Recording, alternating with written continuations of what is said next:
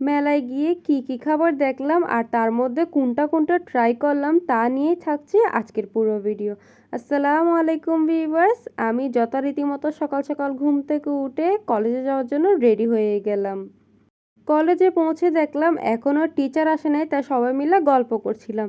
কিছুক্ষণ পর টিচার এসে আমাদেরকে সাজেশন দিয়ে দিছে, যেহেতু কিছুদিন পরে আমাদের পরীক্ষা আসছে তাই আমাদেরকে সাজেশন দিয়ে দিল।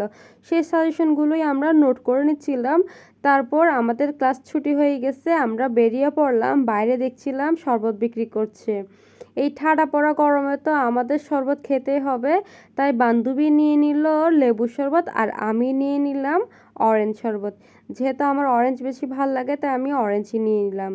তারপর আমরা দুইজন সোজা ঢুকে পড়লাম মেলায়। মেলায় দেখছিলাম রোলার আইসক্রিমগুলো বিক্রি করছে।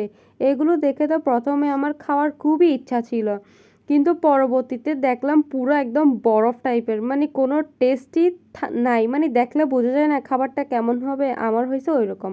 পরের দিন দেখে তো আমার পুরো মুডটাই খারাপ হয়ে গেছে, আমি একদম ট্রাই করলাম না, কারণ সবগুলো একদম বরফ দেখে বোঝা যাচ্ছিল। তারপর আমাদের ইচ্ছা করলো বিরিয়ানি খেতে। তো এখানে দেখছিলাম গরম গরম বিরিয়ানি বিক্রি করছে ছোট একটা ভাইয়া। তো আমরা দুইজন কি করলাম, 2 প্লেট বিরিয়ানি নিলাম। বিরিয়ানি পার প্লেট ছিল 30 টাকা করে। বিরিয়ানিগুলো কিন্তু একদম ধোঁয়া ওঠা গরম গরম ছিল, খেতে কিন্তু অনেক বেশি মজা লেগেছিল। আর আমাদের খিদাও লেগেছিল, তাই আমাদের তো অনেক বেশি ভালো লেগেছিল। আর 30 টাকা অনুযায়ী মোটামুটি ভালোই ছিল। যেহেতু প্রাইস কম তাই হচ্ছে এখানে মাংস আশা করা একদমই উচিত না। তাও পাইছিলাম 2-1টা মাংস আর কি। তারপর এখানে আলু পাইছিলাম। এগুলো খাওয়া দাওয়া শেষ করে দেখছিলাম এখানে সুন্দর সুন্দর বাদাম বুট বিক্রি করছে। কিন্তু বাদাম বুট আচার এগুলো তো আমরা রেগুলারই খাই, তাই মেলা যেয়ে খাওয়ার তো কোনো দরকার নেই, তাই আর খেলাম না। তার মধ্যে এই স্মোক বিস্কিটটা দেখলাম, যেটা কিন্তু খুবই ভাইরাল ফেসবুকে। আপনারা নিশ্চয়ই দেখেছেন এর ভিডিও, আমিও কিন্তু দেখেছিলাম। আমার খুবই ট্রাই করার ইচ্ছা ছিল, কিন্তু কোনো কারণবশত ট্রাই করলাম না। তারপর দেখছিলাম এখানে বিভিন্ন রকমের ভাজাভুজি বিক্রি করছে। তা আমি আর আমার বান্ধবী নিয়ে নিলাম পটেটো ফ্রাই।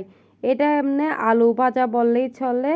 আমরা প্রথমে অনেক ইন্টারেস্ট নিয়ে নিছি, কারণ আমরা আগে খেয়েছিলাম, খুবই মজা ছিল।